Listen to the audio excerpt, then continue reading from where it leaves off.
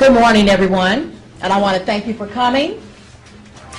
My name is Connie Marshall, Democrat candidate for mayor in Louisville, Kentucky.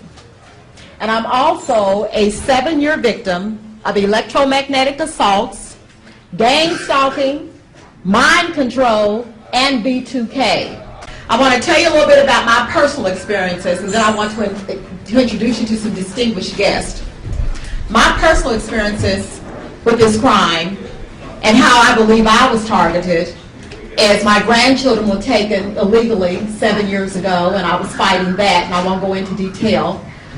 And also I was a victim of a hate crime, and I sued several people regarding that, where I was assaulted 3 times. My coworkers were discussing killing me, taking me to the KKK, and on a CD, one of my coworkers is discussing a list that I've been placed on, and once you get placed on this list, all the money in the world won't save me. If they want me, I'm gone. That's on a CD. I also overheard my coworker recruiting for this group, and he stated, "Man, you got to get in this thing. This thing is bigger than the KKK. There's judges in it, policemen in it, attorneys in it, doctors in it, everybody's in this thing." Then he went on to say that his uncle's in it, and his uncle was a big-time official here in Louisville, Kentucky. So that's the second reason I feel like I'm on this list. The third reason is myself, Reverend Coleman, and several other people filed a class action lawsuit against some judges in federal court because they were dismissing cases illegally without any discovery. Also, if you file forma pauperis, that means you don't have the money to file. They were not allowing us to go forward. Another thing is in federal court, cases are assigned by the computer, but we would always get the same judge over and over and over again. So those are the reasons I feel that I was placed on this list. And for 7 years now, I've been a victim. They start off intercepting your phone. It started off like that. Echoes on my phone, static. Then my telephone, my TVs, my tape players, they were intercepted. They no longer worked. Then I noticed that my car was being sabotaged. My engine went out in my car for no reason. I had no fluids in my car. And I'm pretty knowledgeable about checking my fluids, my oil, my transmission fluid, all those things. Everything was gone out of my car. Then my radiator, they destroyed my radiator not too long after that. And it's just been one thing after another. Then I noticed these signals coming through my telephone. And I would be on the telephone, any telephone, landline, cell phone, any type of telephone. And I'd be on the telephone, these signals would come through and I couldn't hear them, but it was like they were paralyzing my thoughts. I couldn't think.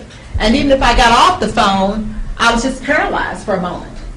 So those types of things were happening. And then I noticed that I was hearing something over my house and seeing these things that looked like stars, but they were much bigger than stars. And if I went outside, they were following me. So that's another thing I noticed. And I think those were drone cameras. And I also even taped one of the drone cameras that I played for 2 ladies that stayed at my house that are here for this press conference.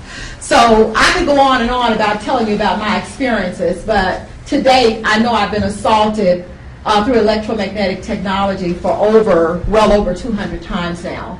And then I went to everybody here. I have to tell you this part before I finish. Went to everybody here in Louisville, Kentucky, my sheriff's office, the state police, commissioner for the state police, the governor's office, the mayor's office, and I can just go on and on, the congressman's office. And I have taped some of these offices telling me, "We have been told not to assist you." I have them on tape saying that. Then I ran into a police officer, and he stated to me, and I can give his name, Danny Lawless, because there's witnesses here that was with me when we were approached by a police officer. He said, "Nobody's going to assist you because you're redlined." Then I looked in my bank account because they messed up my credit, and I needed to get a loan, so I went to my bank, and I said, "I need to get some papers to take to a finance company because I can't get a loan through bank." And that's when they gave me a document accidentally, and I have this document that states, "Problem with Kentucky government. Check federal government papers in file before releasing information to anyone." Yes. And I can go on and on and on, but I want to let some of these other people speak that are here, including some of you. So today, Derek Robinson with Freedom from Covert Harassment, they're out of Cincinnati, and several other distinguished guests are here today to inform you about the crime and their experiences and how anyone can become a target. So right now I'd like to bring Derek Robinson to the podium. Thank you.